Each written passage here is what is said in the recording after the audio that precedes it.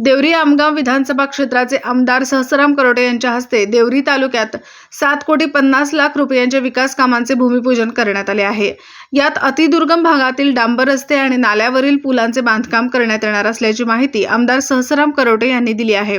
आदिवासी बहुल नक्षलग्रस्त तालुका अशी ओळख असलेल्या देवरी तालुक्यातील नागरिकांना दळणवळणाकरिता चांगले रस्ते उपलब्ध व्हावे या उद्देशाने आमदार सहस्राम करोटे यांनी महाविकास आघाडी सरकारच्या काळात देवरी तालुक्यातील अतिदुर्गम भाग समजल्या जाणाऱ्या पालांदूर मगरडोह गावातील रस्ते आणि नाल्यावरील पुलाकरिता 7,50,00,000 रुपयांचा निधी मंजूर करून घेतला होता। महायुतीच्या सरकारने या विकास कामावर स्टे आणला होता। आमदार सहस्राम करोटे यांनी या कामावरील संथ गती उठवून पुन्हा या कामांकरिता निधी उपलब्ध करून घेत आमदार सहस्राम करोटे यांच्या हस्ते मरामजोग ते मगरडोह असा 3,50,00,000 रुपयांचे डांबर रस्ते, तर मासुलकसा ते घोगरा 1,50,00,000 रुपयांचा डांबर रस्ता, तर देवरी ते पालांदूर गावाला जोडणारा अतिमहत्वाचा पालांदूर गावातील मारबत ढोडीवरी नाल्यावर 1,50,00,000 रुपयांचा पूल या नाल्यावर तयार करण्यात येणार असल्याने परिसरातील 15च्या वर गावांना या पुलाचा फायदा होणार आहे। तर मासुलकसा ते सिगलडोह असा 70,00,000 रुपयांचा डांबरी रस्ता, मगरडोह ते घोगरा असा 30,00,000 रुपयांचा डांबरी रस्ता, तर मसेलू ते रोपा असा 30,00,000 रुपयांचा डांबर रस्ता या निधीतून तयार करण्यात येणार असल्याने या भागातील नागरिकांना याचा मोठा फायदा होणार असल्याने देवरी आमगाव विधानसभा क्षेत्रात नेहमीच आपल्या विकास कामातून चर्चेत राहणारे आमदार सहस्राम करोटे पुन्हा एकदा चर्चेत आले आहेत। अमरदीप बडगे, गोंदिया प्रतिनिधी। आमची महाविकास आघाडीची सरकार असताना मी संपूर्ण देवरी तालुक्यामध्ये जवळजवळ 70 ते 80 कोटी रुपयाचे रोड, रस्त्याचे आणि पुलाचे कामं मंजूर करवले होते। त्यापैकीच आज या पालांदूर क्षेत्रामध्ये नवेगाव पालांदूर फाटा ते घोगरापर्यंत जवळजवळ 7.5 कोटी रुपयाचे रस्त्याचे काम अधिक 150 लक्ष रुपयाचा एक मारबत ढोड्यावर पुलिया या अशा प्रकारचे कामं ह्या ठिकाणी मंजूर करवलेलं आहे। त्यांचा वर्क ऑर्डर झालेला आहे आणि उद्यापासून त्या कामालासुद्धा सुरुवात होणार आहे। अनेक दिवसापासून, मागील 30 वर्षापासून लोकांची मागणी होती की मारबत ढोड्यावर पूल बनलं पाहिजे। मारबत ढोड्यावर थोडासाही पाणी आला की त्याच्यावर मोठ्या प्रमाणामध्ये पूर यायचा आणि लोकांना इकडच्या तिकडे जाणे हे मुश्किल होऊन जायचं। मी लोकांची मागणी लक्षात घेता मागच्या वर्षी त्याच्या पुढच्या पुलिया नाल्यावर एक पुलिया बनवला आणि ह्या वर्षी त्या मारबत ढोड्यावरच्या पुलिया मंजूर करून त्या पुलियाचं कामसुद्धा उद्या परवापासून त्या कामालासुद्धा सुरुवात होणार आहे। आज पालांदूर क्षेत्र हा अतिदुर्गम भागामध्ये मोडतो, नक्षलग्रस्त भाग म्हणून ओळखला जातो। ह्या भागाकडे कोणीही लोकप्रतिनिधी आतापर्यंत लक्ष देत नव्हते, पण जेव्हापासून इथल्या जनतेनं माझ्यावर आशीर्वाद दिलं, मला त्यांचा आशीर्वाद मिळाला, माझ्यावर त्यांनी प्रेम केलं, त्यांच्या आशीर्वादाची परतफेड आणि प्रेमांची आज ह्या भूमिपूजनाच्या कार्यक्रमाच्या माध्यमातून परतफेड केलेली आहे। नक्कीचपणे येणाऱ्या काळामध्ये जनतेचा मला पूर्ण विश्वास आहे की 2024मध्ये सुद्धा माझ्यावर खूप मोठं यांचा आशीर्वाद राहणार आहे।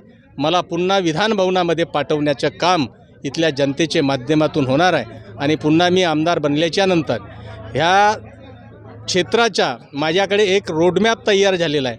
मग ते बंधाऱ्याचे काम असो किंवा कोल्हापुरी बंधाऱ्याचे काम असो, अनेक ठिकाणी पुलियाचे काम असो किंवा बाकी राहिलेले काही रस्त्याचे काम असो, गावागावामध्ये समाजभवनाचे काम असो, हे सर्व काम मी माझ्या वतीनं 2024च्या नंतर ते पूर्णत्वास आणण्यासाठी भरपूर प्रयत्न करणार आहोत आणि ह्या आपल्या क्षेत्राला एक विकासाचं मॉडेल म्हणून मी ते दाखवण्याचं सुद्धा आणि विकासाचं मॉडेल तयार करण्याचं काम मी माझ्या वतीनं करणार आहोत।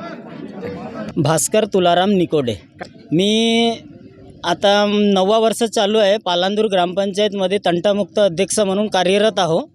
आणि मागे मला जेव्हा मंडई नाटकामध्ये संधी भेटायची, 2 शब्द बोलायची किंवा आमदार खासदार आल्यानंतर नाही का आपल्या एरियातल्या परिसरातल्या समस्या, माझा पहिला प्रश्न हाच असायचा का हा जो मागील 10-15 वर्षापासूनचा जो हा रेगाटलेला काम आहे पुलियाचा, कारण याच्यामुळे आम्हाला बऱ्याच अडचणीला तोंड द्यावं लागतो आणि बऱ्याचदा ह्या पुलावरून जसा पाणी राहायचा त्यावेळेस आणि त्यावेळेस जर तब्येत खराब असली आमच्या परिसरातल्या लोकांची तर त्यांना जीवाशी खेळावं लागतो. अशा परिस्थितीशी आम्ही झुंज देत आलेलो आहो. आणि असेच होता होता माननीय कोरोटे साहेब यांच्या कडे आम्ही निवेदन पाठविला आणि यांना विनंती केली की साहेब आता तरी तुमच्या उपस्थितीमध्ये ह्या पुलियाची एक आम्हाला पूर्तता करून द्या. आणि त्यांना खरंच त्यांनी आमच्या ह्या पालांदूर क्षेत्रातील सर्व परिसराच्या ह्या समस्या जाणून घेतल्या